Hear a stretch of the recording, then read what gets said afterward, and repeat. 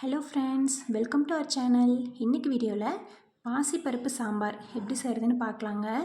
இந்த சாம்பார் இட்லி, தோசை, சாதம் எல்லாத்துக்குமே ஒரு சூப்பரான காம்பினேஷனாக இருக்கும். சரி வாங்க எப்படி செய்கிறதுன்னு பார்க்கலாம். ஒரு வானலில் 3 டேபிள் ஸ்பூன் எண்ணெய் ஊற்றிக்கலாம். எண்ணெய் சூடானதும் கடுகு பொரிஞ்சதும் ஒரு 5 பல் பூண்டை தட்டி அதில் ஆட் பண்ணிக்கலாம்.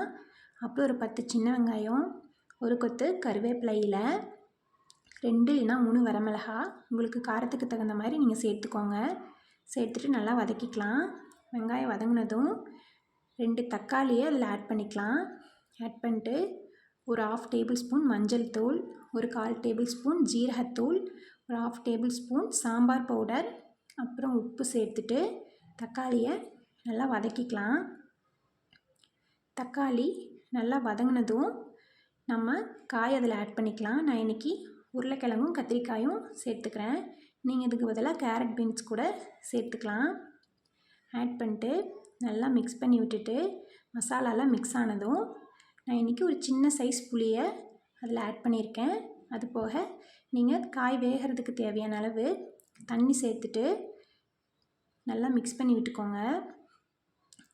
ஒரு 15 நிமிஷத்துலேயே காய் நல்லா வெந்துடும். காய் நல்லா வெந்ததுக்கப்புறம் நான் இன்றைக்கி பாசிப்பருப்பை ஆல்ரெடி வேக வச்சு எடுத்து வச்சுருக்கேன். அந்த பாசிப்பருப்பை இதில் ஆட் பண்ணிக்கலாம்.